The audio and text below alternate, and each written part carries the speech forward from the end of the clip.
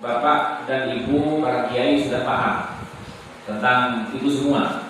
Jadi mohon maaf jika yang saya sampaikan sudah Bapak Ibu pahami, itu berarti panitia salah orang mengundang. Mestinya dia menyampaikan sesuatu yang baru. Kalau begini saya sudah tahu dari dulu. Ya mestinya bukan saya memang mestinya. Makanya kemarin saya menunjukkan ini loh, kalau materi ini orangnya, materi ini orangnya, sampai pertemuan yang kesekian. Saya kalau mau diajak untuk berbicara ini juga, saya bagian penutup strip doa. Setelah selesai semua, tinggal saya menutupnya. Nah, itu bisa insya Allah saya. Baik, saya akan memulainya dari aswaja itu sebenarnya apa? Ahlus Sunnah wal Jamaah itu sebenarnya apa? Bapak dan Ibu pasti, terutama para kiai sudah pasti melihat banyak tulisan-tulisan, banyak penjelasan-penjelasan dari para ulama tentang definisi aswaja dari zaman dulu, dari sebelum ada NU, dari sebelum Indonesia merdeka, dari zaman para sahabat sudah ada penjelasan-penjelasannya. Saya hanya mau menyampaikan yang mungkin mudah untuk kita pahami apa yang disampaikan oleh Syekh Abdul Fadil As-Simowi, bahwa Ahlus Sunnah wal Jamaah itu alladzina lazimu sunnatan Nabi wa thariqatas sahabah fil aqaidi ad-diniyati wal a'mal al-badaniyati wal akhlaq al-qalbiyah. Itu diantaranya Ahlus Sunnah. Ahlus Sunnah itu sesuatu paham yang dianut oleh orang-orang yang konsisten mengikuti sunnah Nabi, konsisten juga mengikuti apa yang disampaikan oleh para sahabat di dalam apa? Dalam hal yang berkaitan dengan akidah, dalam hal yang berkaitan dengan ibadah-ibadah atau praktek-praktek kehidupan yang zahir atau fikih atau syariah, atau juga dalam hal yang berhubungan dengan pengelolaan hati atau akhlak al-qalbiyah, karakter hati yang biasanya dibicarakan oleh para guru.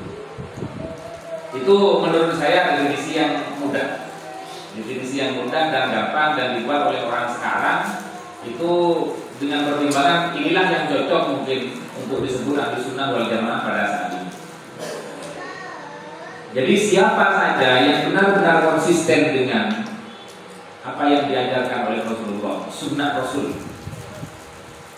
Sunnah Rasul itu bukan hanya nikah, nikahu sunnati, apalagi hanya malam Jumat. Bukan itu yang dimaksud. Itu hanya bagian kecil dari sunnah Rasul. Tapi ya konsisten dengan itu ya bagus juga. Konsisten dengan itu ya bagus juga. Konsisten dengan sunnah sahabat juga, bukan hanya sunnahnya Nabi. Dalam hal akidah, dalam hal syariah, dan dalam hal akhlak. Pertama, apa yang disebut dengan sunnah Rasul yang dimaksud di sini? Karena pengertian sunnah itu ada pengertian sunnah menurut ilmu sejarah, ada pengertian sunnah menurut ilmu hadis, ada pengertian sunnah menurut ilmu usul fikih, ada pengertian sunnah menurut fikih. Dan itu semua sudah kita tahu. Tentu saja yang tahu. Yang tidak tahu, dia akan tahu pada masanya, pada saatnya. Karena yang di sini disebut orang yang konsisten mengikuti sunnah Rasul. Nah, apa sebenarnya yang dimaksud dengan sunnah Rasul di sini? Kalau di dalam fikih kan ma'yusab wala fi'lihi wa yu'aqab wala tauhid. Fikih sunnah itu ya kalau dilakukan para pahala, tidak dilakukan ya tidak apa. Tapi kalau di dalam ilmu hadis sunnah itu ya semua yang terjadi, baik berupa akwal, af'al, takrir. Kalau di dalam ilmu sirah itu bisa ditambah dengan wa'usofihi, apa yang kullu ma ja'a min Rasulillah min af'alihi wa aqwalihi wa takbiratihi wa usofihi, itu sunnah. Di dalam usul fikih ditambah lagi dengan yang bisa disandarkan, yang bisa dijadikan dasar untuk menjadi dalil atau dasarnya fikih. Nah, yang dimaksud di sini di dalam pembicaraan kita di sini apa? Apa yang diajarkan? Ya tentu saja meliputi perkataan, perbuatan, takrir, sifat juga yang seharusnya kita tiru. Karena apa? Karena ada juga perilaku Nabi, perkataan Nabi yang tidak boleh kita tiru, atau boleh ditiru, boleh tidak. Karena banyak hal yang terkait, tidak semua perbuatan Nabi itu harus kita tiru, tidak semua apa yang dikatakan oleh Nabi kita tiru. Sehingga agak bermasalah jika orang mengatakan kita meniru Rasulullah sepenuhnya. Satu, itu terlalu bersemangat. Kenapa? Tidak mungkin. Kenapa? Levelnya beda. Rasulullah itu bisa mi'raj, kita tidak bisa, tidak mungkin lah itu dilakukan.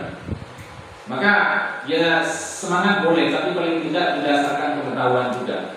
Karena tidak cukup berislam itu hanya dengan semangat, tapi juga perlu pengetahuan.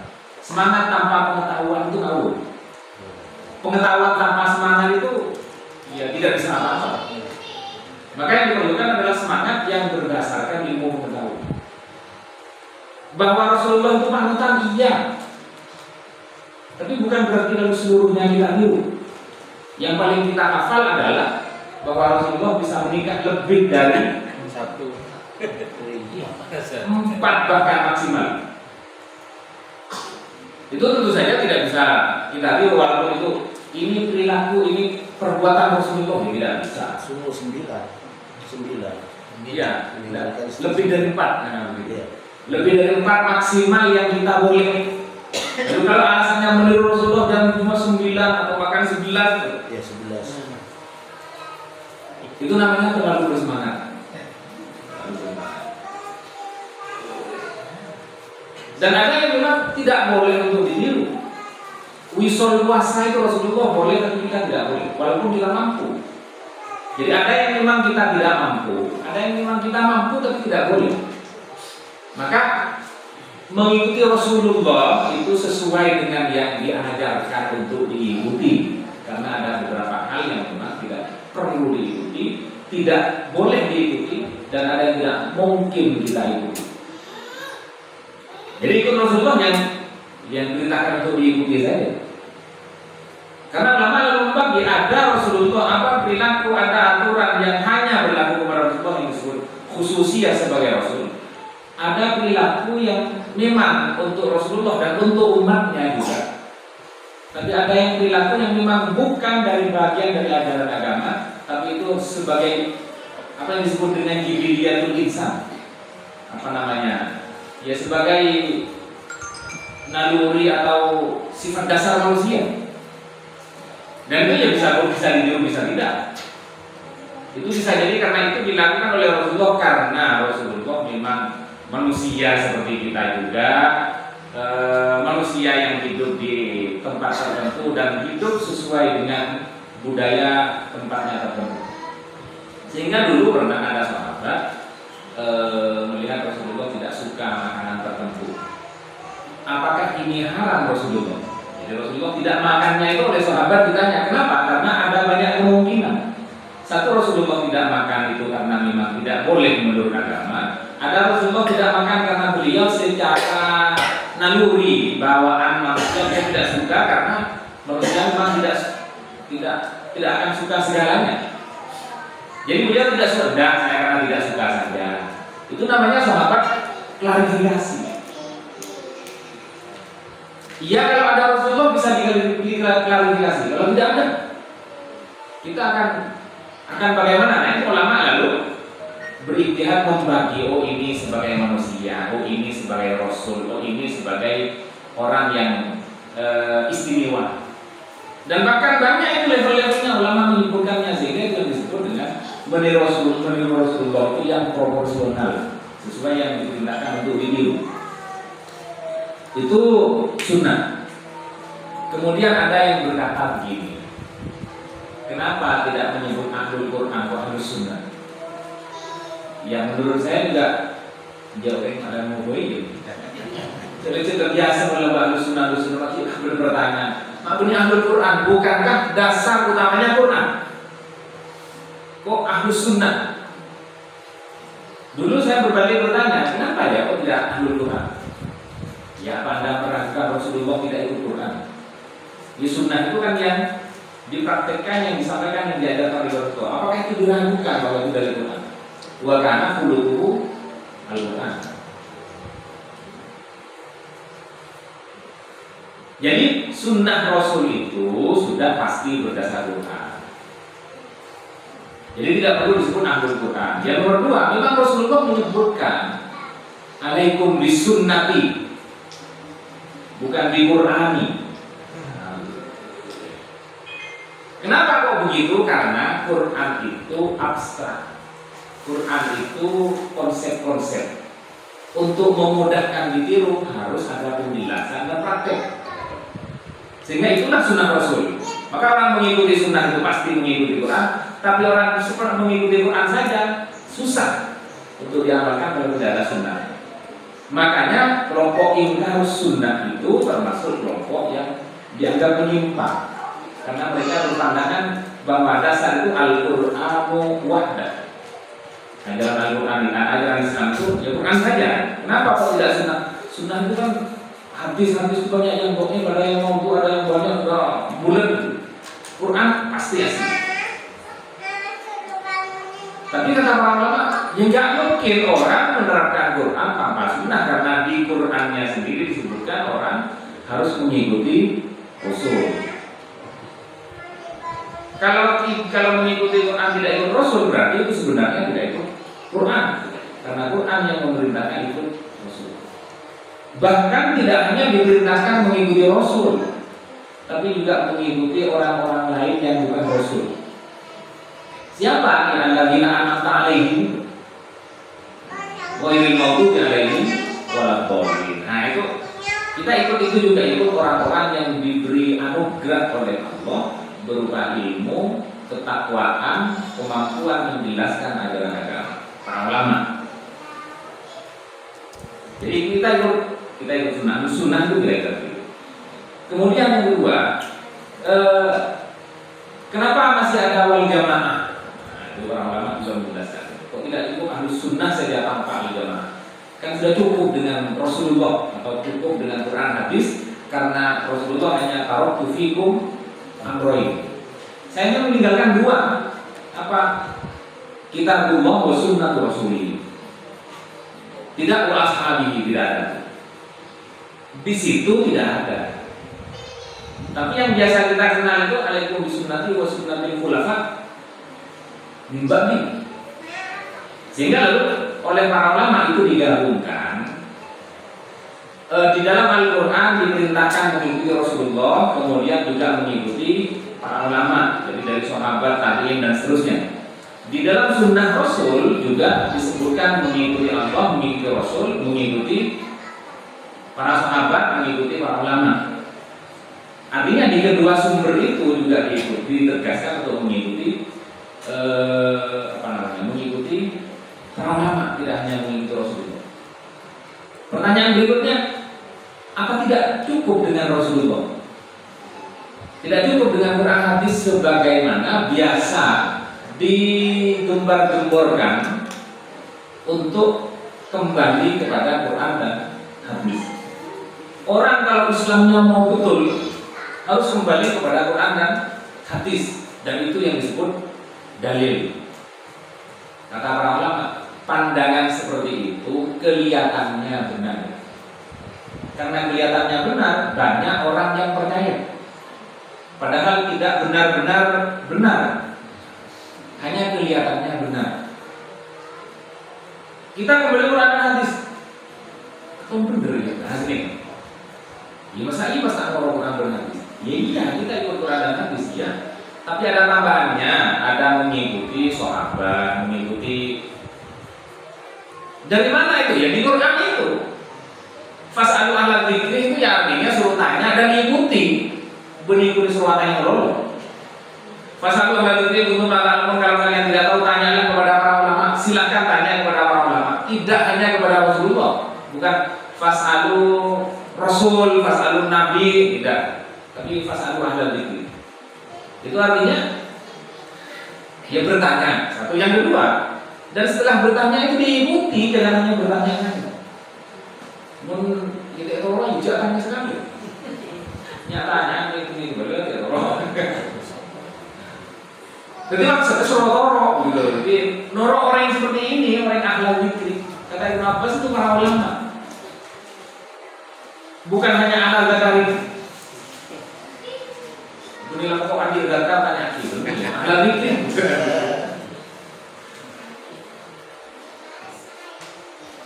Mengikuti para ulama. Di Quran diperintahkan mengikuti para ulama. Ketika kita bermohon kepada Allah, ihdinas siratal mustaqim, siratal ladzina an'amta 'alaihim. Alaihim, an'amta 'alaihim, itu banyak, bukan hanya Rasulullah. Ya ahla dzikri. Apalagi ditambah dengan mereka disebutkan alaikum bisunnati wa sunnatul khulafa. Kira-kira apa tidak cukupnya Quran dan hadis? Kok masih harus ada sahabat? Lalu disitulah ulama lalu menjelaskannya. Karena memang ada beberapa hal yang diajarkan oleh sahabat tapi oleh Rasulullah tidak diajarkan. Dan itu mestinya diikuti. Kenapa kok harus diikuti? Apa yang dilakukan sahabat itu pasti sudah disetujui oleh Rasulullah seandainya Rasulullah ada. Karena mereka tidak akan berani melakukan sesuatu yang tidak diajarkan oleh Rasulullah kalau kira-kira Rasulullah tidak akan setuju. Yang tahu siapa? Yang pernah berkumpul dengan Rasulullah. Ya pernah sholat. Contoh yang gampang adalah sholat tarawih yang berjamaah dua-dua, apalagi yang sampai lengkap dengan yel-yelnya. Di zaman Rasulullah itu tidak ada yang begitu. Rasulullah diceritakan ya sholat malam di malam bulan Ramadan, beberapa hari ada yang menyebutkan sampai hari ke-4, ada yang menyebutkan hari ke-6. Lalu setelah itu Rasulullah tidak keluar, lalu keluar menjelang subuh. Dan sahabat sudah pada nunggu. Di malam, artinya pada waktu Rasulullah itu tidak ada sholat tarawih macam model kita begini, yang lalu berjamaah, yang sholat tarawih fadlan minallahi wa ni'mah, khalifatu Rasulillah gitu kan. Kira-kira yel-yel lah, gitu, biar semangat gitu. Karena ya orang sekarang dia sholat 10 kali itu berat. Iya kalau zaman sahabat tidak perlu fadlan, tidak perlu begitu karena mereka rajin semua. Kalau model-model kita kan boleh berubah ke sini. Si Jogo boleh tak semangat gitu oleh dia kuat. Di rumah Umar gak boleh berarti dia itu belas namanya. Jadi Malaysia kan si Jogo boleh. Faklah boleh. Karena pengalaman saya begitu pernah tarawih di dulu masih ada mau bilaunya Muhammad Kasim Ilyas bisa tidak ada begitunya. Si Jogo boleh tak semangat buku, mak berkemunan, buat terhadap semangatnya orang-orang yang malas.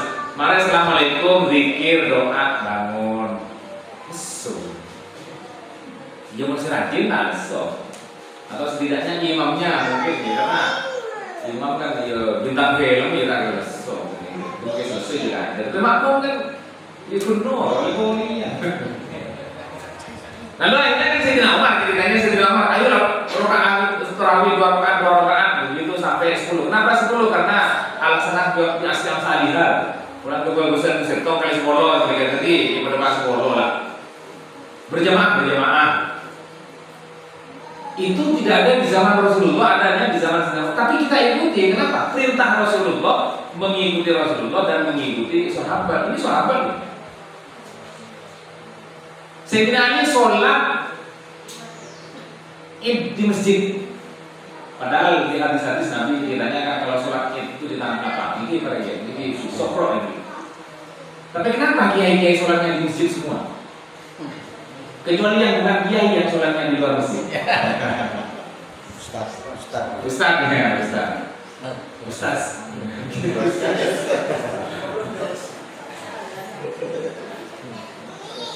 Kenapa? Kata Syekh Muhammad, Sayyidina Ali yang mengembalikan masjid.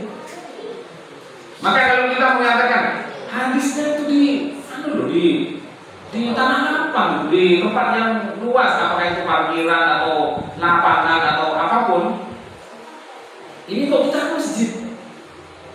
Siapa ini? Padahal Rasulullah yang hadisnya Sahih dan Sahih Bukhari dan sudah. Tapi ketika kita tahu ceritanya, makanya jangan sembarangan. Yang sholat di masjid, sholat Id itu bid'ah, wa kullu bid'atin belum jelas salah. Ada yang gila si berdirian. Katanya kan Sayyidina Ali, bengal mungkin Sayyidina Ali dolal. Nah, sini ke masalahnya. Tapi tepatnya ini pada orang yang masjid kan puji-pujian kan, sudah adzan, kadang sebelum adzan kan dia berzikir kan. Orang-orang yang biasanya menyebut kembali Quran dan Sunnah itu bid'ah.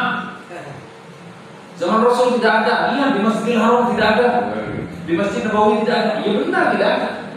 Tapi yang ada itu bukan berarti lalu salah, lalu disebut bid'ah, bukan bid'atin dolana, bukan dolanatin finnar. Sebenarnya finnar itu musyrikun, innamal musyrikun najasun, berarti ini semua najis.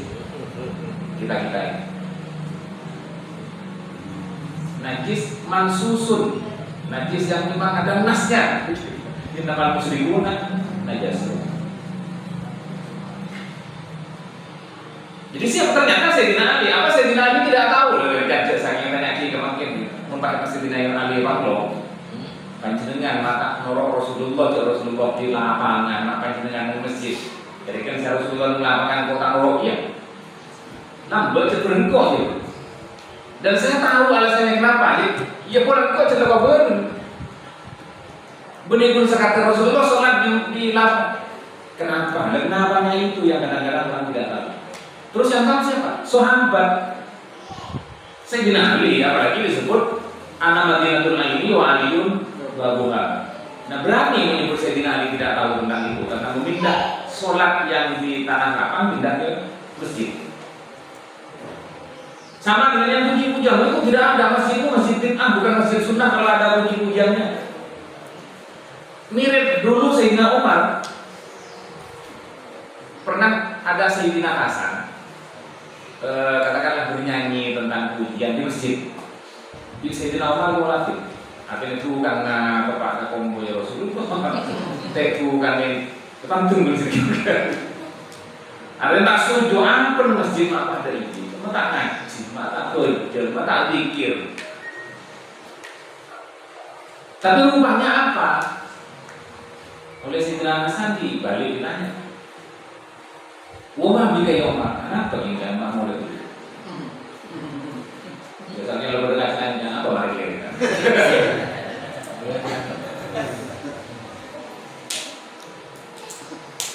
Dapat cerita apa ya? Wa ansudu fihi wa fihi man huwa khairun minka.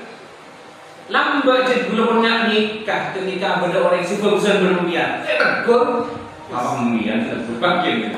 Lambat belum menyangani kepada Rasulullah, biar Rasulullah dia tegur.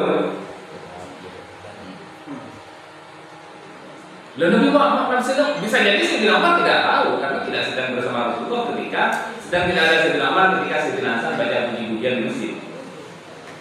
Cara itu apabila Rasulullah tegur maka dia tegur. Mungkin pengetahuan dari Rasulullah sini kita lagi.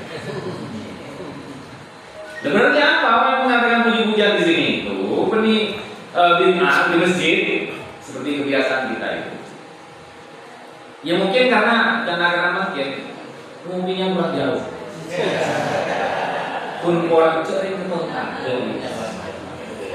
dari karton pun biasanya lalu mereka mengatakan begini di seluruh kitab hadis itu bahwa cari kesininya kira ini. Coba suruh mengucap kepada ahli secara usul. Mungkin ini model kita makilah buruk atau jiwa nakal. Jadi begitu ini di seluruh kitab hadis yang seperti itu mulai dari Abu Hurairah sampai sepuluh kali sebelum kita tidak ada hadis begini kita buang-buang atau diam. Begini yang saya mereka jauh padahal tidak. Itu retorika untuk meyakinkan. Nah kebetulan kita memang malas Ada yang kena sini kan. Jangan siapa, jangan orang yang mencatatkan dia. Sehingga catat kan itu dia. Orang tak tahu saya sini kira kan itu. Kok jangan kira di seluruh kita nanti tidak ada. Mata kan minggu seluruh jaring. Seluruh. Kata teman-teman saya, itulah fungsinya retorika. Lebih meyakinkan umat seluruh umat sejauh yang saya apa meyakinkan. Kata Gilbert dulu, umat seluruh kita hadis yang sahih. Yang dhaif saja tidak ada. Asli. Oh, itu berarti sini dengan kasih ini. Tapi mereka ini tepat sini dengan ki sebenarnya gini ya. Jangan salah, kata saya tidak boleh. Berarti yang mobilnya lambat boleh cerita juga berdegulan di gurunya Kiai almarhum Kiai Muzaki itu beragum beda beda orangnya kan tuh beda orangnya tuh bilang aja dulu orang akan tahlil dan bilang tupak sini Kiai pun nggak itu kebiasaan orang Hindu itu tidak itu LDR jadi Rasulullah tidak pernah melakukan begitu. Nah, kan gitu. Ya yang lainnya sini kan berceritanya Kiai. Akan senang itu. Mungkin dia ngaku. Kita lagi di dalam burung. Tidak mulai bulan itu. Ya, aku akan Kiai aku yang mengumpulkan kau Kiai. Kebetulan begini nyanyi, jadi kalau kita kerja Kiai kan tak nyaman. Orang itu, lagi ingin bernyanyi, ya. Mantap Kiai. Kiai bukan. Bernyanyi, jadi orang yang nyanyi. Jadi memakai cocok dari campur tadi, karena yang nyuruh boleh. Jadi orang yang sedang ngojek Kiai tak nyaman, bola lagi nyanyi. Jadi nanti kau jangan Kiai sih, tapi kalau saya tidak Kiai. Jadi kita maksudnya Kiai jangan saya lagi mulai tidak benar aja, kita ketemu orang yang kita bukti. Ini orang yang mulai satu lagi. Baca dengan hadis berdiri sejak Bukhari, baca dengan Sahih Muslim, namanya pasti baca Muslim.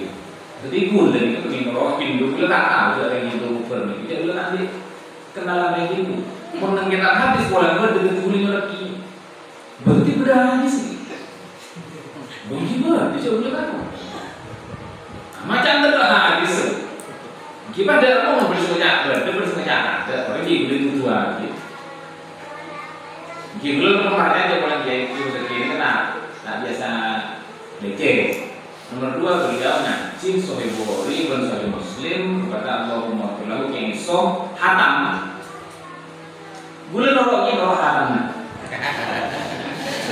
Ketika ingin hatam boleh ngaji. Kan norok hatam.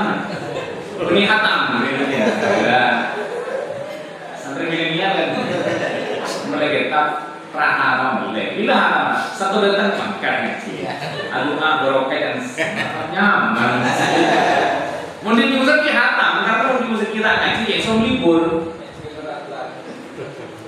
Beliau menyebutkan 16 tahun Sahih Bukhari itu hatam. Kali menjadikan Bukhari karena ngaji lengkap hatam. Sahih Muslim hatam. Berarti gue yakin tahun dia ngaji hatam. Gue unik karena dan beliau bercerita dia udah ngaji ngesong hatam dan punya sanad karena ngesong itu punya sanad sampai Imam Bukhari. Ketika memulai lagi setelah hatam, oleh Yesus dibaca, saya mengaji kitab Sahih Bukhari ini kepada ini terus sampai ke Sahih Bukhari. Gue disebut terkejut, pola mentak lewat salah satu sanadnya itu bersyarif itu dulu Sunan Gunung Jati. Semua dengan sanad Sahih Bukhari ini. Padahal gue bisa tahu, saya itu dulu juga pendekar saktis nih. Si gue tahu. Ternyata belum. Nah itu. Jadi tidak cukup dengan dengan kalau ada ajaran yang diajarkan oleh para sahabat, oleh Rasul di zaman Rasulullah tidak ada, tetap diikuti karena alaikum bisunnati wa sunnatil khulafa dan seterusnya dan banyak itu. Karena para sahabat melakukan sesuatu yang tidak dilakukan Rasulullah dengan pola-pola tertentu, para tabi'in juga menambahkan lagi dan seterusnya.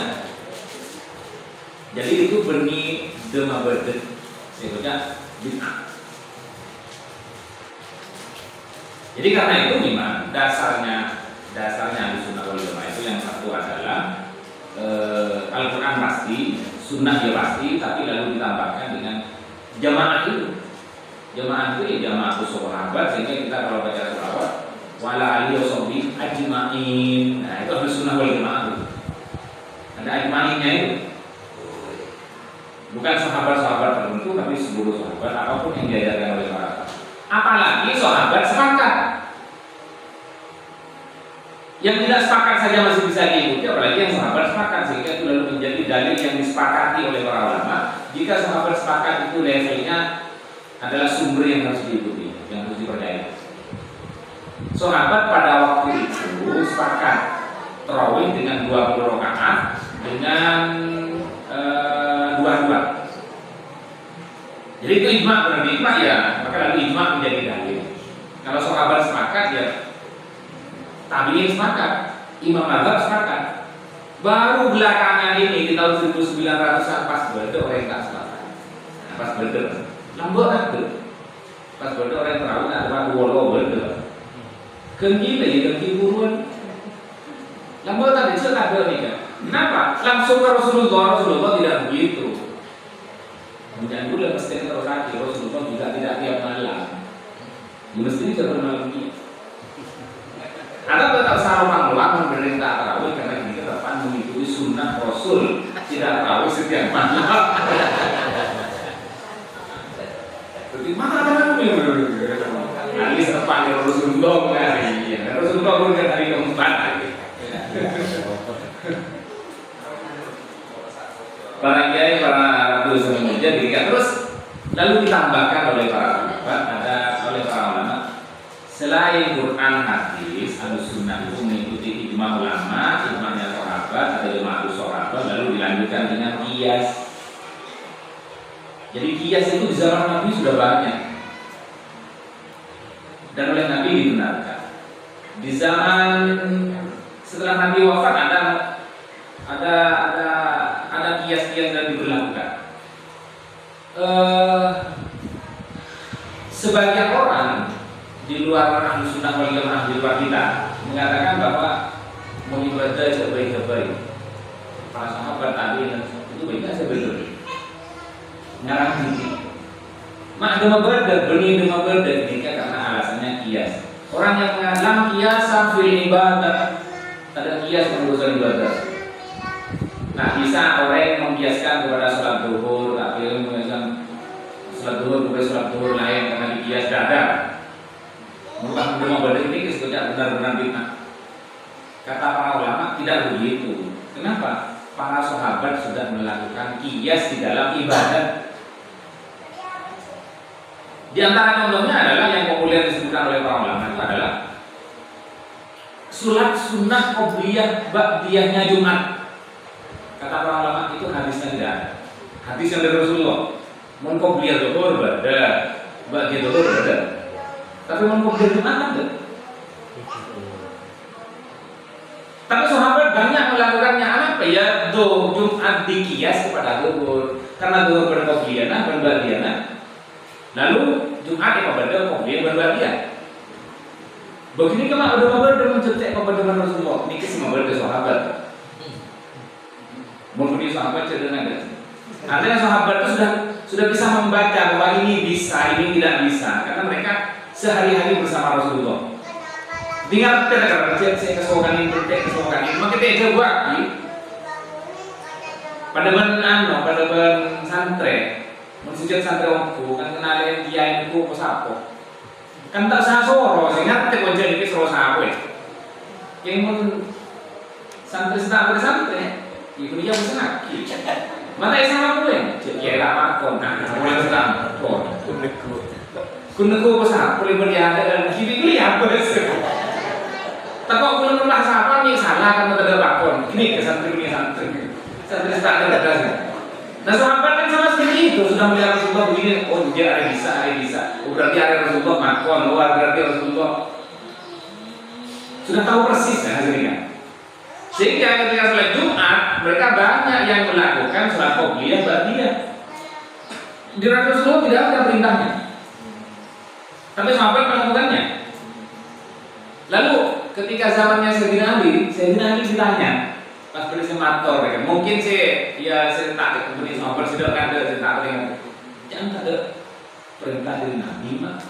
Aku ya penasaran kan. Katanya kah Sayyidina Ali. Kan itu orang banyak melakukan sesuatu yang tidak diajarkan oleh Rasulullah. Maka ulang-ulang. Nah, kira-kira Sayyidina Ali, kenapa ulang-ulang mereka bekerja? Kenapa tuh ini dalam Sayyidina Ali? Engkau menalang-lang mereka bekerja, berarti apa? Ada Abu Jahal. Dalam Abu Jahal di Quran itu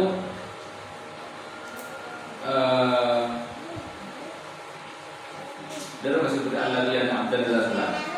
Arwaitan ladiyan abdan ila sholat. Itu kan Quran yang menyebut. Arwaitan ladiyan. Apakah engkau itu perhatikan dulu ya? Orang sealarang, orang seabejan. Ini kita Abu Jahal dan teman-temannya. Jadi kau memahami kan kau berarti pada Abu Jahal ini.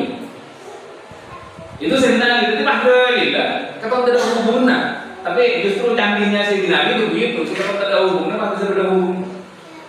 Apa itu latihan abdan ila sholat dengan sholat qobliyah berbahadiah?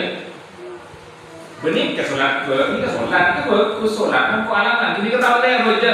Berarti kan kau termasuk yang abdan ila sholat. Kira-kira ini, apa ada hubungan lagi? Ya makanya dia itu oleh Rasulullah dijelaskan bahwa saya kalau mau menuliskan seluruh pengetahuan saya tentang Quran, sekolah jalan semua tak ada buat. Keng tak boleh sih tak nih nggak boleh kaki oleh kandungan Quran itu. Beda semungkin kau tak sempat sih dan seterusnya. Jadi betapa alimnya kira-kira sih. Itu kias di dalam ibadah lain maupun kias di luar ibadah kita apa? Jadi kias ibadah. Jadi bisa dituduh kira-kira dalam tanda petik orang-orang seperti dituduhkan oleh orang-orang sekarang. Ini kan demi ibadah. Jadi sahabat melakukan dan saya tidak itu. Dan yang begitu itu banyak. Sehingga di dalam Sahih Bukhari itu babnya bab sholat qobliyah dan ba'diyah Jumat. Hadisnya saya kutip qobliyah dan ba'diyah dulu. Saya sebut Pak. Jadi ada kan tuh begini Jumat. Dia maksud kerja sholat melakukan kerja pantai berbeda. Jadi ini keseluruhan kias dalam ibadah. Sehingga lalu ulama banyak melakukan begitu. Jadi makanya baca Rasulullah tidak pernah melakukannya, lalu mereka sholat. Pada berbilang mereka itu sholat di subri wudu. Rasulullah tidak mengajarkannya. Akhir-akhir para ulama yang akhirnya ilmu pengetahuan, Imam Bukhari setiap satu hadis disolati. Abu Ali bin Sina ketika ruwet, ketika tidak menemukan penyelesaian tentang satu persoalan ilmu, beliau sholat. Katanya apa dia nak sholat? Ada urusan ilmu yang tidak bisa diselesaikan. Karena Allah jago wasta'inu bis-sabri was-shalah. Ya gimana beri air.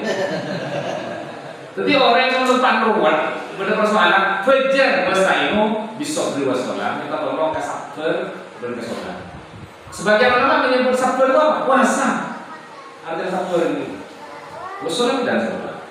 Sehingga banyak ulama ketika ngadepin masalah-masalah itu sholat, berdiskusi sholat di istikharah, berdiskusi sholat hajat, penting kita tolong ke sholat. Terus kata para ulama tidak, memang dulu Rasulullah juga pernah begitu. Perang Khandaq itu kan gawat situasinya. Rasulullah sholat. Oh ini yang wasta'inu bis-sabri was-shalah. Jadi kita ketika menghadapi kreditan setelah lunasi juga ada. Wasta'inu bis-sabri was-shalah. Enggak boleh tekir orang oleh umat tadi kan. Jadi sholat kalau mau sholat, ya paling tidak pas sholat itu kan lupa kau. Kemarin yang apa ya sholat boleh.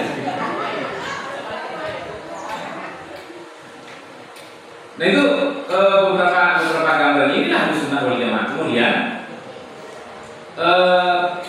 jadi Ahlus Sunnah wal Jamaah itu sebenarnya konsisten dengan sunnah dan jamaah itu mengikutkan hadis, ijma ulama dan qiyas. Tapi oleh ulama kemudian ditambahkan lagi, bukan hanya 4 itu, tapi ditambahkan lagi ada dasar-dasar yang jumlahnya bisa sampai 20, sekitar 20, mulai dari istiqsa, masalah mursalah, moros, sarung qoblana, istishabel, sampai urologi. Itu ditambahkan sebagai rincian-rincian. Artinya apa? Bahwa yang disebut dalil atau dasar agama itu tidak hanya Quran dan Sunnah. Maka kalau orang menyebut dalil itu hanya Quran dan Sunnah, itu berarti menyalahi para sahabat, tabi'in dan terus semua ulama. Di mana dalilnya menyebut dari Quran dan Sunnah? Gambarnya sabu-sabu tak sebut. Itu tidak ada dalil. Orang yang punya innamal khamru, ini kan dalil khamru beli sabu-sabu. Jadi sahabat dan dalil yang lain, maka tidak cukup memang kembali Quran dan Sunnah, karena Rasulullah memang mengajarkan dan memberi peluang. Di zaman Rasulullah saja, Rasulullah memberikan kemungkinan bahwa ada yang mungkin tidak bisa diambil secara langsung dari Quran dan Sunnah. Ketika Rasulullah mengutus sahabat untuk mengajarkan Islam ke tempat yang lain, seperti Rasulullah mengutus Mu'adz bin Jabal. Dan Rasulullah periksa nih, akhirnya Mbak pas tanya kira yang jawab apa, ya kita bilang. Tapi kan Rasulullah belum pas ada, artinya tidak sebut langsung. Ya bisa nanti Rasul ini. Rasulullah masih bertanya lagi, mau pas ada boleh, ada kan mungkin boleh tidak sebut langsung. Ya karena mau ambil tri jawabnya kita dijawabin wala. Kata guru saya bercerita begini, kan ibu Nabi malah mau ijtihad. Ini kata ke Yaman ke Madinah itu ya bisa jadi lebih dari seminggu perjalanan baru berangkat, belum lagi pulangnya. Ketika ada di Yaman ada masalah, pasti tanya kalau dulu orang salahnya dari Yaman ke Madinah, dari Madinah ke Yaman boleh, katakan dulu ada. Saya mau menjawabnya ingin segera diketahui saat itu juga, karena yang dipraktekkan misalnya ada orang yang mati, esok cek, ketika susu cek di keluar dulu terus itu udah lagi. Hadis itu ada konsul cek, mau konsul cek habis, yang keluar dulu gitu. Matur Rasulullah, tuh, tak terkemar Pak ulama lain, kisah beliau. Dia apa sih benar makanya kira-kira. Sehingga Rasulullah lalu ketika Mu'adz menjawab begitu dengan kitabullah, dengan sunnah Rasul, kemudian ajtah itu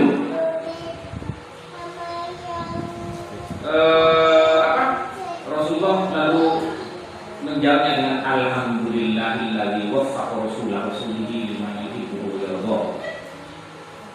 Segala puji bagi Allah yang telah memberikan petunjuk kepada utusan Rasulnya kepada sesuatu yang diridhoi.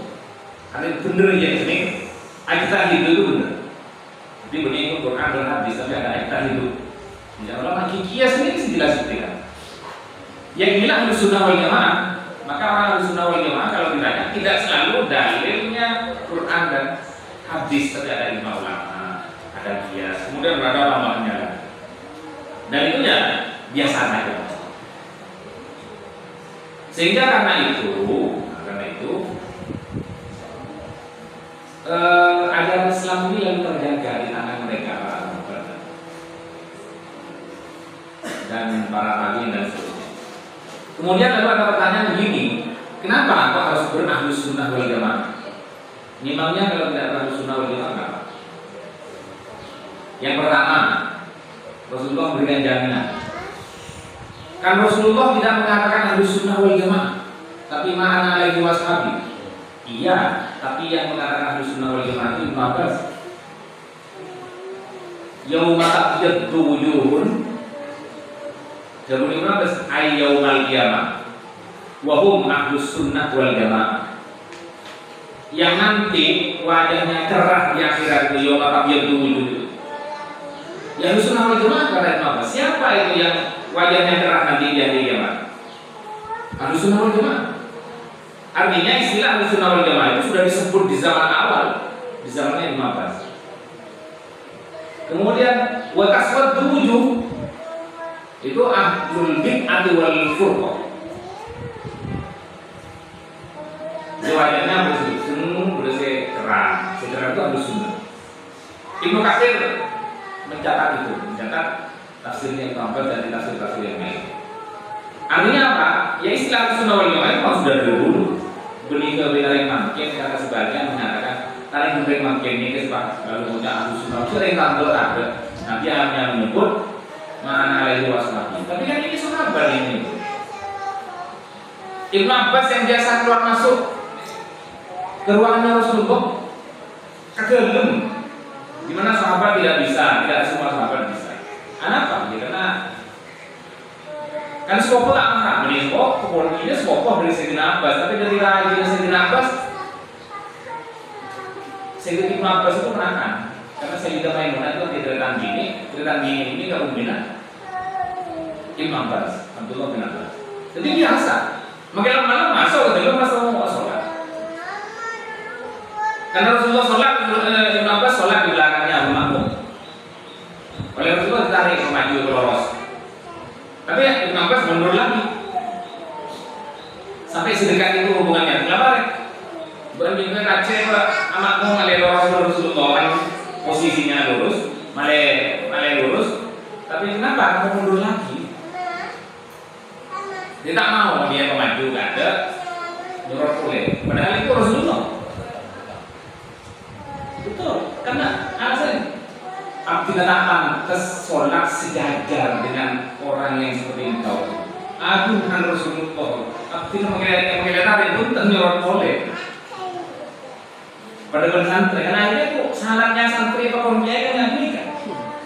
Walaupun kadang kita tak tahu, nggak punya tentang itu. Mereka siapa? Harus keluar adunan, jangan boleh. Kita tapi kan lumayan masih kelihatan tahu. Orang yang sedekah itu yang menyatakan, tapi orang yang mendapat keampunan Allahumma alimu, Allahumma faqihu bidin, walimun ta'ala. Jadi oleh Rasulullah Ibnu Abbas itu tidak mengikuti apa yang diperintahkan Rasulullah, itu justru dipuji oleh Rasulullah. Kata Ibnu Abbas apa aja bani. Rasulullah mati sangat gier. Dia lembut Rasulullah. Nah, yang mengatakan begitu bahwa ahlus sunnah yang tasbut yang tabyaddu wujuh itu ya berapa? Imam Ghazali dia itu mengutip bahwa kata ahlus sunnah itu sudah pernah diucapkan oleh Rasulullah. Ketika Rasulullah menyebut an-naji wahidan, an-naji wahidan, kelompok yang selamat itu satu, kilah lalu bersemangat oleh Rasulullah. Mantum siapa mereka? Ahlus sunnah wal jamaah. Kata para peneliti hadisnya Imam Ghazali itu hadis seperti ini diriwayatkan oleh Imam Al-Qurtubi dan Imam Al-Qurtubi mengatakan ini soal Hasan. Jadi Rasulullah sudah menyebutkan ketika disebut an-naji wahidan selamat itu satu, siapa yang selamat itu? Ahlus sunnah wal jamaah. Kita ditanya lagi, manhum ahlus sunnah mana itu washabi. Ada redaksi hadis begitu. Jadi karena nikah oleh kelompok yang kenapa kita harus berahlus sunnah wal jamaah? Karena inilah kelompok yang dijamin oleh Rasulullah, dijamin selamat. Sebenarnya disebutkan di dalam nas bahwa ini kelompok yang selamat. Selain itu, apa jaminannya bahwa ini kelompok yang selamat? Karena di hadis yang lain disebut la tajma'u ummati ala dhalal. Akhirnya umat senyambungnya itu akan mikir lagi. Artinya, ajaran apapun, pemahaman apapun itu akan mengalami pengujian dari para ulama. Benar yang berpendapat tidak, itu akan dibaca, akan dipelajari oleh semua ulama. Tidak mungkin lalu mengucap salah ulama itu sepakat untuk setuju. Artinya secara teori ilmuwan nikah, ilmu menjadi bener nikah mesti para ahli setuju rapi, menjadi salah akhir setuju rapi. Pakun berdasarkan atas setuju. Nah, ajaran-ajaran Ahlussunnah wal Jamaah nikah oleh para ulamanya dari zaman dulu sampai akhir itu disetujui semua. Tidak benar dia salah. Di bagian prinsipnya. Jadi itu dianggap benar karena mengalami pengujian. Sudah diuji oleh para ahlinya bahwa yang ini benar, yang ini benar. Buktinya apa? Mayoritas. Apakah mayoritas benar? Setidaknya lebih dekat kepada benar. Kenapa? Pembenyakan orang yang sebanyak benar berarti dia berungku. Apa? Jadi kan juga tak mungkin muncul salah. Tapi senyapnya orang pas tujuh kali muncul salah. Padahal cerita tentang kegula ketika dia datang ke ngucap ke anak ketika tahu salah oleh. Nah, juga tahu leh, ini ada sapi yang biasa-biasa kita dengar itu. Ketika pernikahan awam sini, kita tak tahu sih mau nyata selihat tak tahu. Itu mulai terpandi tentang itu apa ya? Jago bunda iya, hasilnya. Masa biasanya bernyata gendeng tepi, maksudnya. Coreng mau mulai jalan mulai sulam bos sejak wali sampai kiai setia sepuluh wali apa? Kali setuju kopi mah pun bahasa tong sudah setuju. Masa muncul alias salah? Senyak dunia kita di kopi. Gimana? Kok kita pakai yang tinggi sebenarnya itu teman-teman ke seorang. Nah, sini nggak benar. Artinya jaminan yang banyak itu benar punya ini. Masa aja di kopi. Artinya benar-benar juga terawih itu bukan terawih. Sebenarnya orang menyebut terawih 20 muncul nikah salah. Para sahabat mesti protes. Tak kira setuju kopi. Tapi tidak ada riwayat, ada sahabat yang protes. Sayyidina Umar ketika tidak membagi tidak membagi harta ghanimah yang di Irak itu, yang protes masih banyak. Masih banyak yang protes sampai Zaid bin Sabit diriwayatkan mengatakan naudzubillah min Umar sampai begitu. Artinya itu masih diperselisihkan berlalu-lalu berarti sudah setuju, itu mengenai. Artinya muncul beberapa pemahaman para ulama itu tidak benar, itu mesti ada yang tidak setuju dan banyak pasti karena ulama itu ya banyak dan ya ada yang mengerti. Maka pemahaman para Ahlussunnah wal Jamaah itu akhirnya menjadi as-sawadul a'dham. Tapi mungkin orang-orang seperti kita sekarang kan masih benar dia. Maaf bersedaya. Ding nya kinya adanya sebanyak segemah sini kesini. Kini kau tuh gembang. Apa sebenarnya mak lalu pantas untuk diikuti? Dia sudah mengalami pengujian dan lulus lebih banyak. Si uji banyakan dan lulus setuju waktu. Berarti benar. Mungkin salah mesti beristirahat. Lalu alaikum bisawadil Allah. Faidah wa'aikumul khilaf, alaikum bisawadil Allah. Mulai macam orang yang masih orang terus sebenarnya. Ulama mulai lambut dan cerita sebenarnya sih maka sih aneh jiro. Karena dia mereka mari pelajari. Kau ini orang yang gendeng, saya ngomong pelajari dong.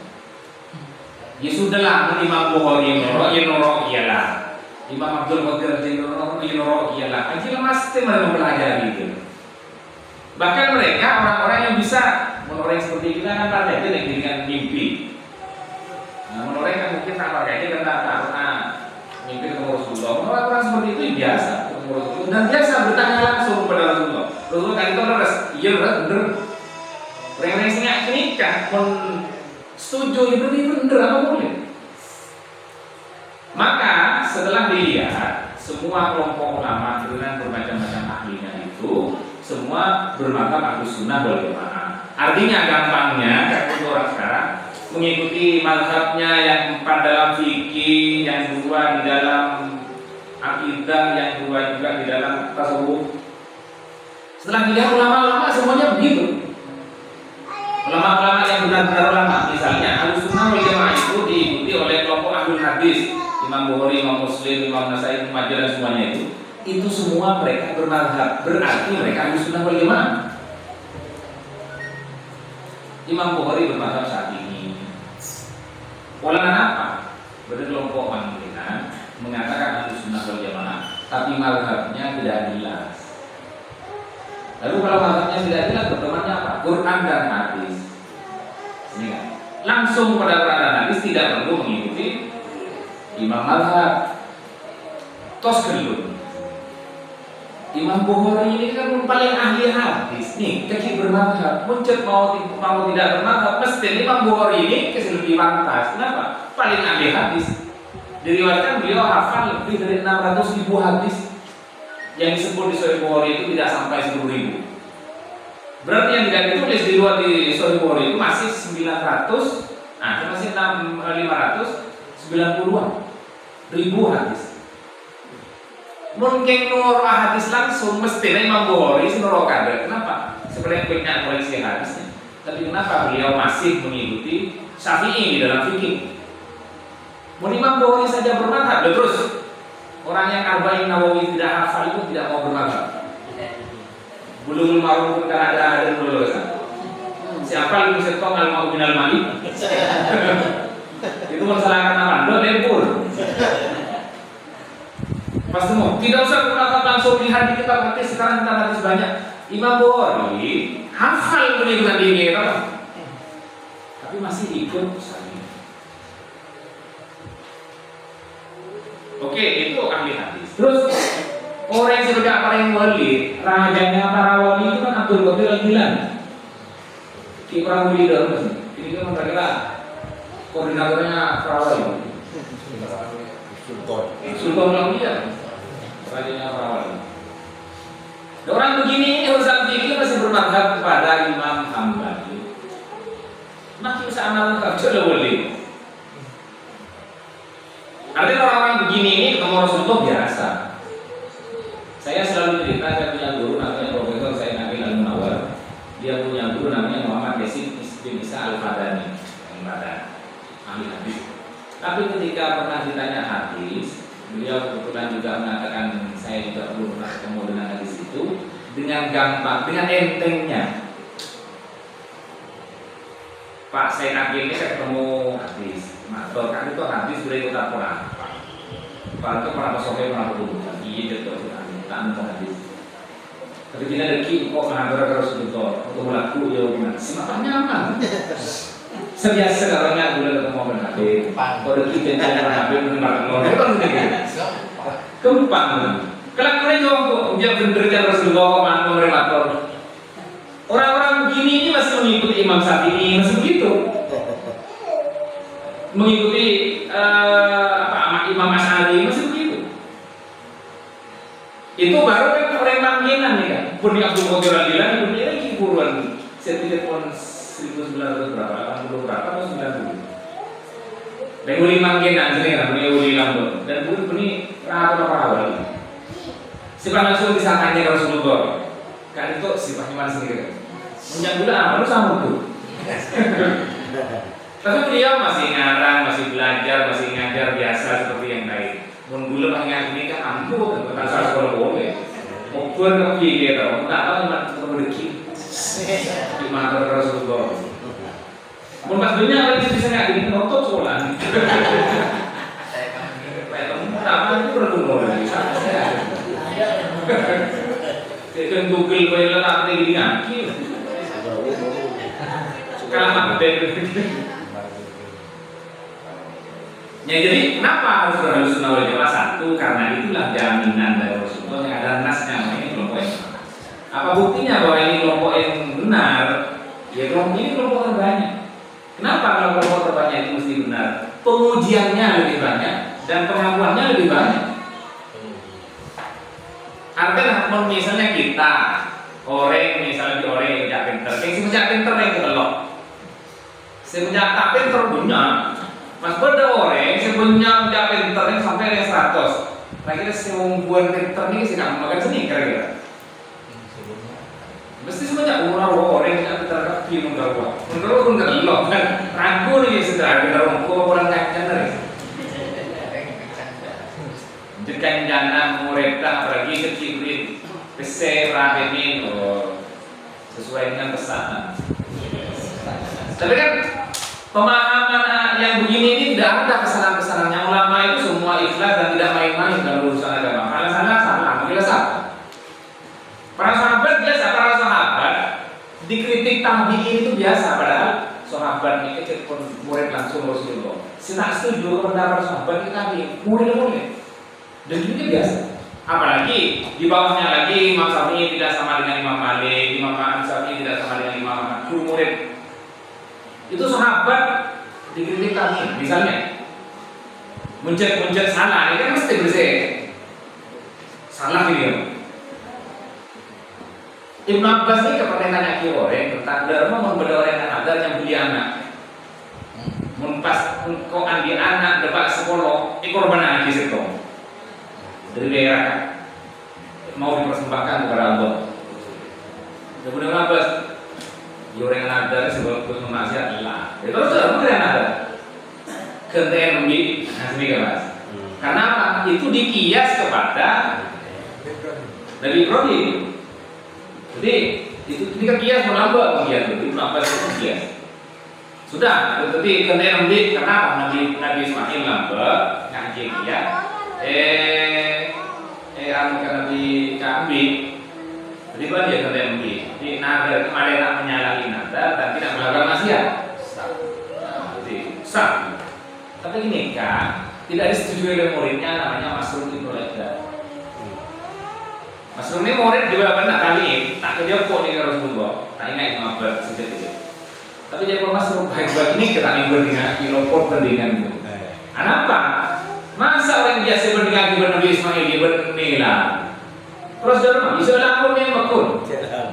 Tahu usah kenteng, tahu usah melanggar nadar, jadi kan? Fokus jalan apa? Tadi berdingan, Nabi Ismail berdingan. Baik bisa apa ibadah Nabi Ismail? Dari situ lalu para ulama sebelumnya seperti Imam Syafi'i merumuskan metode itu kan begitu.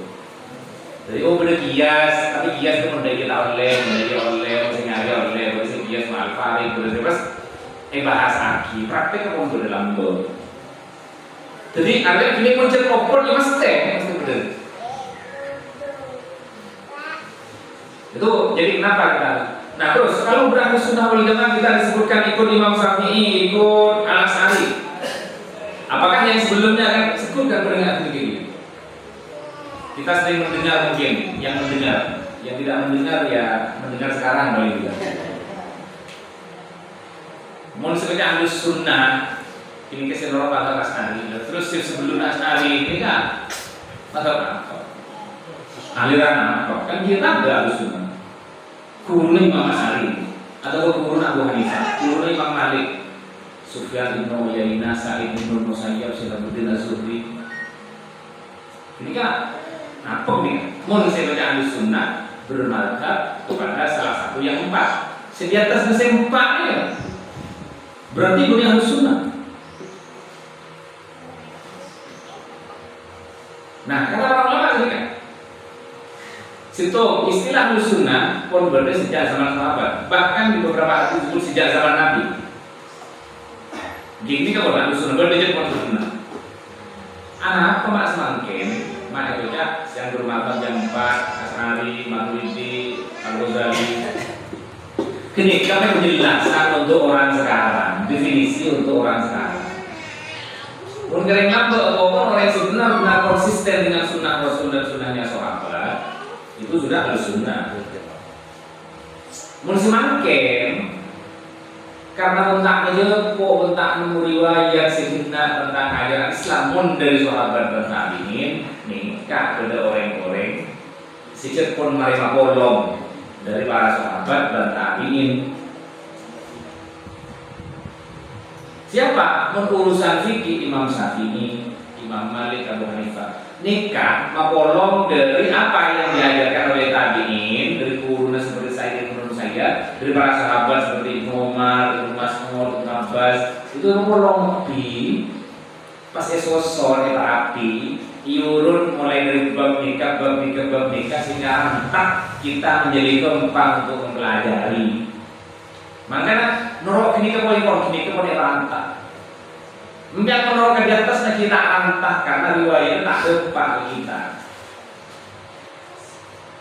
Sema pondok riwayat-riwayat itu ulama-ulama kayak pondok, di kampung ngaji dan seterusnya. Sama juga dengan Abu Hasan Al-Asy'ari. Orang yang dulu akidahnya sebelum Imam Asy'ari apa? Orang-orang seperti Sayyid Murtadha Az-Zabidi dalam Syarah Ihya di jilid 2 itu menyebutkan bahwa Imam Asy'ari dan imam-imam mazhab itu muqarrabina, orang-orang yang menetapi salafus saleh. Jadi apa yang diajarkan oleh Imam Abu Hasan Al-Asy'ari di bidang akidah dan Al-Maturidi dan diajarkan tentang fikih yang diajarkan oleh imam-imam mazhab yang itu pada bersama lagi sedia ini diajarkan oleh generasi sebelumnya tabi'in dan sahabat. Mereka pun setong mabolong. Kenapa? Karena bisa jadi berdasarkan tak ketemu riwayatnya Imam Ibnu Sirah Zuhri pernah kirinya kan dia. Kok tak teman ketemuan yang Said Ibnu Musayyib berada. Saya Ibnu Musayyib tak merakinya ya dan Ibnu Sirah Zuhri sebenarnya tolong. Kalau di sana itu kok nyari ya kayak Ibnu Sirah Zuhri. Dan kitab sih kamu bisa. Ibnu Musayyib pada misalnya tidak karena dia mengajarkan secara lisan. Mencatat itu imam-imam mazhab. Jadi mereka makolong semuanya. Setelah makolong mereka menyusunnya. Jadi yang mereka ambil apa? Perkataan-perkataan, ajaran-ajaran, baik berupa pendapat-pendapat yang berupa hasil ataupun metode. Seperti Imam Syafi'i mengatakan kias itu singaran tentang kias ini kepada Imam Syafi'i. Imam Syafi'i hanya menuliskannya karena sebelumnya sudah dipraktekkan oleh Ibnu Abbas, Sayyidina Ali. Mereka berpraktekkan. Itu artinya kias, cara kias dengan ayat sebagaimana dipraktekkan oleh generasi sebelumnya. Jadi imam-imam seperti Imam Ahlussunnah wal Jamaah itu benih mengajarkan sesuatu yang baru. Mapolong dari semua malih orang keempat. Nomor 2, mereka lalu menyusunnya. Pas beri bab-bab sih kan. Ini kebagian wudu, ini kebagian anu, ini kebagian anu. Jadi orang yang saya wudu langsung menunjukkan wudu. Mun panggilan Quran cara wudu ini kudu Al-Fatihah masih wudu. Hadis iki tertulis pun bisa apalagi sing maknane. Repot kelum kareng awal. Sehingga Imam Polong sosok kemudian juga ditambahkan penjelasan-penjelasannya. Apa yang diajarkan kalau mungkin tidak dipahami oleh orang yang sesudahnya, oleh murid-muridnya, ditambahkan penjelasannya. Mereka belajar dari gurunya tidak dijelaskan begini, tapi mereka tahu maksudnya begini. Kengun ke murid kan saya beler ini maklum. Karena bisa jadi saya tidak orang nak berhati saya beler seperti ini. Mungkin beler ini deh. Arti ya, kok ditangkul ya boleh bola apa? Jadi mereka menambahkan penjelasan-penjelasan dari yang sudah disampaikan, tapi mungkin masih menunjukkan sesuatu yang bisa tidak dipahami. Terus mereka juga ulama-ulama yang menambahkan sesuatu yang belum dijelaskan karena waktu itu belum terjadi atau belum ada. Ini kan yang dilakukan oleh imam-imam mazhab, baik mazhab akidah ataupun mazhab fikih, termasuk juga mazhab tersebut. Sama misalnya Imam Abu Hasan Al-Asy'ari itu bukan beliau yang mengatakan Allah itu punya sifat, Al-Quran itu bukan makhluk. Beliau hanya menegaskan dari ulama yang sebelumnya. Imam Syafi'i sudah mengatakan begitu.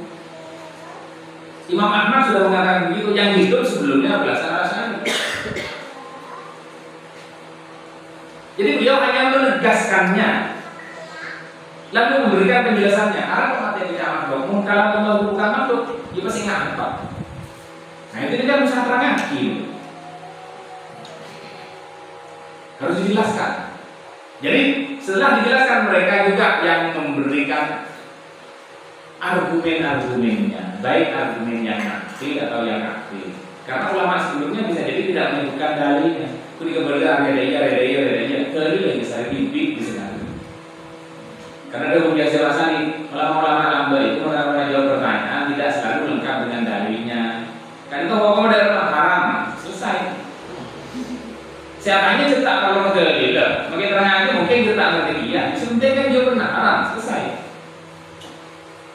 Dia bilang, apa ya Pak kejaharan? Nah, oh itu benar hadis Nabi-nya dia. Allah itu kul huwallahu ahad selesai menerima doa paham pasti zaman sahabat tabi'in paham.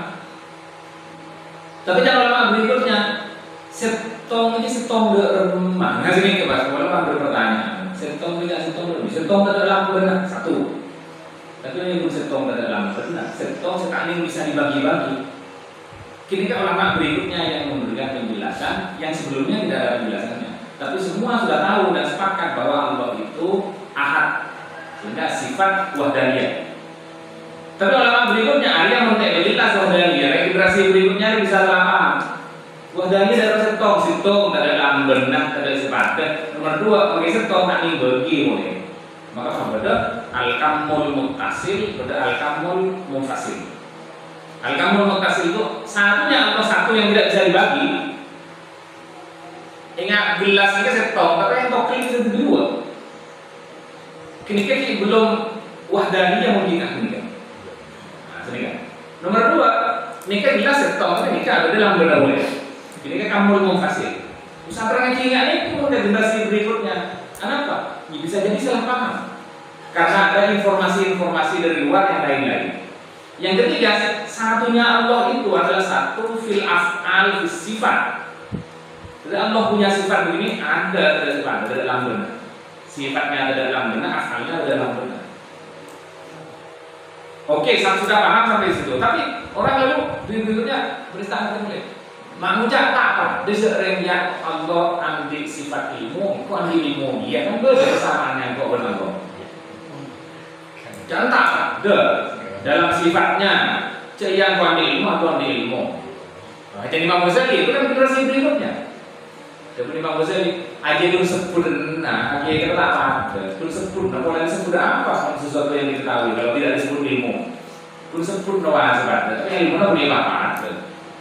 Ya pun engaman apa dia mau pun sih? Dulu sempurna gitu. Mungkin sempurna pada ya tidak masalah sebenarnya hakikatnya. Ilmu Allah itu tak usah ajarin, ada awalnya, ada akhirnya, ada hilang, ada lupa. Nah, harus apa yang kita ini mungkin Allah. Apalah pada ilmu kita dari ilmu Allah? Ilmu kita terbatas, ilmunya Allah tidak terbatas. Ilmu kita harus belajar dulu, ilmu Allah tidak perlu belajar. Terus yang kecil saya keterangan ulama. Kita sudah tahu bisa jadi lupa. Di Allah tidak lupa. Nah, itu mulai tahu. Nah, dan seterusnya. Maka kita kapi cara yang seputar lafil hakikoh bukan di dalam hakikatnya tidak sama. Maka seperti apa? Allah odi kita odi, tak lepas dari ini pun sebut sudah sebut. Menurut seputar pada tidak masalah. Seperti hakikatnya tidak sama agar tidak menyalahi laisa kami sayyid walam yakun lahu kufuwan ahad. Nah, jadi jika misalnya ada orang yang tidak suka dengan Abu Hasan Asy'ari, mending ulama salaf karena Abu Hasan Asy'ari sudah banyak corak rasionalitasnya, sudah banyak filsafatnya. Kalau Imam Malik tidak ada niko-niko, lakukan Allah istawa Allah punya tangan kita Allah lakukan. Tidak tahu tidak usah takwil. Imam Malik sudah sehingga mending ulama salaf. Satu, jangan salah, ulama-ulama salaf bahkan para sahabat itu juga melakukan takwil terhadap ayat-ayat yang biasa disebut dengan ayat mutasyabih. Benih ulama pun sahabat dan tabi'in tidak takwil. Berdiri Haji tadi pun zaman Imam Asy'ari sebenarnya karena itu mengatur oleh filsafat, bukan begitu. Imam Asy'ari itu niroh dari ulama sebelumnya. Semenjak Muqarrirani, jadi kan mereka adalah kelompok-kelompok yang menetapkan dan terutama suku dan berpedoman kepada mereka. Jadi bolanya Allah punya tangan, tapi tangannya tidak sama dengan kita. Kan biasanya begitu, sudah tidak usah ditafsirkan dengan kekuasaan. Dulu masalah tidak ada. Itu sama dengan yang tadi, itu namanya ngomongnya luar biasa. Imam Al-Baihaqi kan sampai nulis kitab Al-Asma' wa Sifat untuk menjelaskan bahwa ayat-ayat yang begitu-begitu itu sudah biasa ditafsirkan. Bukan hanya yadun, bukan hanya istawa, bukan hanya wajah. Banyak ayat yang seolah-olah Allah sama dengan yang lain. Menurut Allah itu kan yang terkenal. Allah menjawab sama Allah fi sittati ayyamin tsumma stawa 'alal 'arsy. Istawa itu artinya apa? Wa yaqulu rabbika fa inna ma tuwallu fa thamma wajhullah. Maka ayat-ayat yang begini oleh ulama zaman dulu juga sudah ditakwil. Benih pun Abdul Hasan Al-Asy'ari saja yang mentakwil. Benih kelakon ulama-ulama Belanda. Kenapa yang dilakukan Imam Al-Asy'ari mentakwil itu? Karena meniru generasi salaf saleh. Ibnu Abbas banyak sekali meriwayatkan begitu. Allahu nurus samawati wal ardh. Kata Ibnu Abbas, hadis samawati wal ardh. Benih ayat eranya ini kebenih. Maksudnya pemberi hidayah.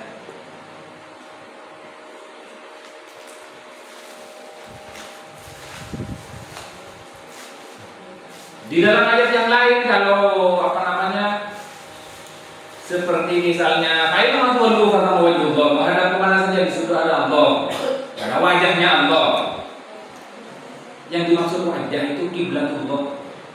Karena ulama yang lain Imam At-Tabari meriwayatkan dari Imam Sa'id bin Jubair, termasuk juga dari Sayyidina Ali. Banyak yang begitu. Bahwa banyak ulama yang tidak suka untuk hal-hal pribadi dan orang-orang yang sudah percaya harus bahas, sehingga cenderung mereka anti takwil. Imam Malik misalnya tahu bahas nanti bid'ah. Itu bagi orang yang sudah percaya dan sudah sepak imannya, nggak tahu usah kuning boleh atau lah istawa dalam silang sedikit tahu bahas. Kayak nama tuan lu kata mau itu nggak tahu bahas. Sejak Allah apa tahu bahas. Orang yang benar kecil aja benih wajah seperti wajah yang kita bayangkan. Maka pada umumnya fakul ma khatar bi balika fakul halik wallahu laisa kadzalik. Maka apa yang terbayangkan tentang Allah di dalam pikiran kita itu rusak tidak, rusak dan apa tidak seperti itu. Jadi kengkun kadang bisa tegas lagi bagi orang-orang yang mana ya Allah punya wajah, maksud dari wajah di usaha benar. Jadi di zaman sahabat itu oleh Sa'id Ramadan Al-Buti dibagi sudah sebenarnya sahabat saya cukup tidak usah takwil ya sudah ikuti lah sudah begitu juga apa maksudnya terserah Allah alam. Tapi yang satunya benar kelompok sahabat yang takwil, artinya di kalangan sahabat sama-sama ada. Apakah itu bertentangan? Tidak, karena kata para ulama itu sahabat sesuai dengan konteksnya. Pun kalau orang segi tak ngerti kebelas nikah pun sepun ngerti tak usah bahas. Jadi mesti ngerti takwil saja terserah Allah apa maksudnya. Tapi mesti ketahui misalnya boleh ketika maksudkan benih tangan, ketika maksudkan benih korset atau kursi yuhu. Kemudian korsetnya berarti kan disitu baju. Ini maksud korset itu kan kursi nggak Indonesia. Misalnya boleh, apa sih maksud korset itu kekuasaannya, rahmatnya. Jadi kan yang tahu. Nah, oleh Imam Abdul Hasan Al-Asy'ari ini semua dipakai. Dalam Al-Ibana Al-Suludiyah, Imam Abdul Hasan Al-Asy'ari cenderung kepada tafwid, cenderung tidak menafsir-nafsirkan. Tapi di kitab-kitab yang lain beliau menafsirkan, mentakwil. Kenapa? Itu lalu diteliti. Apakah Imam Abdul Hasan Al-Asy'ari lalu berubah karena dulunya Mu'tazilah rasional, bid'ah lalu tidak rasional? Tidak. Kenapa? Itu tergantung situasinya. Beliau menulis kitab ini sasarannya siapa? Beliau menulis kitab ini sasarannya siapa? Al-Ibana itu adalah kitab untuk menterapi orang-orang yang sangat rasionalis, sehingga raja bahwa tekstual. Setelah lu tekstual raja itu rasional. Di kita lalu istilah cenderung berbeda antara al-luma al-firqati ala al-zayyul bidah dengan al-ibana al-usuliyah. Oleh orang-orang biasanya lalu disebut saya asli Asy'ari ini kesalahan ibada, saya usah takwil. Itu Imam Asy'ari menulis itu untuk sasaran orang-orang yang terlalu rasionalis itu. Serapin sebagai tafsir Rabbin. Layak atau tidak. Jadi lalu di dalam Abul Hasan Al-Asy'ari lalu ada tafwid dan takwil sekaligus karena ulama salaf juga begitu. Itu. Jadi bagi orang sekarang lalu berahlus sunnah wal jamaah itu kalau tauhid akidah Abul Hasan Al-Asy'ari dan Maturidi, kalau fikih dan sebagainya itu yang diajarkan itu sudah hasil kajian para ulama. Jadi baru ini kan meremangkan, tak usah nyari kerja tasnah karena apa? Tak nemu riwayat selengkap. Imam Malik itu punya pendapat fikih, tapi Imam Malik banyak mengikuti kebiasaan orang-orang Madinah. Nah itu beberapa hal yang terkait dengan Ahlus Sunnah wal Jamaah, dan yang itu yang bisa saya ceritakan. Selebihnya bisa jadi karena saya tidak tahu. Kita harus mikir. Saya nggak ingat dulu sendiri pun. Karena dari malam saya mikir, kok sih boleh apa gitu, dia punya usaha pilih-pilih apa ya. Sudah begini saja. Ahlus Sunnah wal Jamaah itu apa? Kemudian kenapa harus berahlus sunnah wal jamaah? Kenapa harus berasy'ari? Kenapa harus bermadzhab yang empat? Wahabi ada yang mengatakan kenapa akidahnya tidak ikut Imam Syafi'i saja kalau memang bermadzhab Syafi'i? Nah kalau kita pelajari sejarahnya, bahkan Imam Syafi'i itu cenderung tidak suka bahas ilmu alam. Berkalang-kalang atau bahkan pernah mengincang ilmu alam. Tapi ilmu alam yang mengincang itu ilmu alam yang Mu'tazilah sebenarnya. Tapi karena kita tidak tahu, lalu Imam Syafi'i itu anti ilmu alam. Terus Imam Syafi'i itu ilmu alamnya siapa? Apa kita angkat Imam Syafi'i? Imam Syafi'i dan imam-imam yang pada dalam fikih itu satu menekuni, yang kedua pada waktu itu yang banyak diperlukan oleh masyarakat umum adalah fikih. Urusan akidah belum terlalu bermasalah, cepon banyak oleh saya tapi belum membahayakan, kira-kira begitu, sehingga lebih banyak dibahas fikih. Sebagian Imam Syafi'i banyak riwayatnya seperti dalam Syarh Usuli Ahlussunnah wal Jamaah. Imam An-Nawawi itu mengutip riwayat-riwayat para ulama sebelumnya, ulama salaf tentang pandangannya atas tema-tema akidah. Jadi kenapa tidak ikut Imam Syafi'i? Akidahnya Imam Syafi'i sama dengan Imam Asy'ari, karena Syafi'i itu termasuk salaf. Imam Syafi'i, Imam Asy'ari mengikuti akidahnya Imam Syafi'i, akidahnya Imam Malik, akidahnya Imam Abu Hanifah. Cuma mereka tidak menjelaskan lengkap tentang seluruh persoalan akidah yang diperlukan. Di zaman Imam Asy'ari keluar jadi terkenal fokus pada akidah karena pada waktu itu persoalan akidah sudah membahayakan. Harus tampil orang-orang yang harus membela. Di zaman Imam Syafi'i masih tidak terlalu membahayakan, jadi prioritasnya masih kepada fikih, kira-kira situasinya begitu. Artinya makin beliau yang sesatin atau orang sesat fikih, kira-kira seperti ilmu ini mulai mengancam masyarakat umum, sehingga Imam Asy'ari harus membelanya. Membela apa? Membela akidahnya Imam Syafi'i, melengkapi, memberikan argumentasinya, menguraikan hal-hal yang terlalu ringkas dan seterusnya. Terima kasih atas perhatiannya. Mohon dikoreksi terutama kepada Pak Kiai, kali mungkin koreksi report, mohon koreksi report kita semua kepada Acer, kepada berproses, sehingga mungkin saja ada yang salah dari apa yang saya sampaikan. Sekali lagi mohon maaf. Assalamualaikum warahmatullahi wabarakatuh.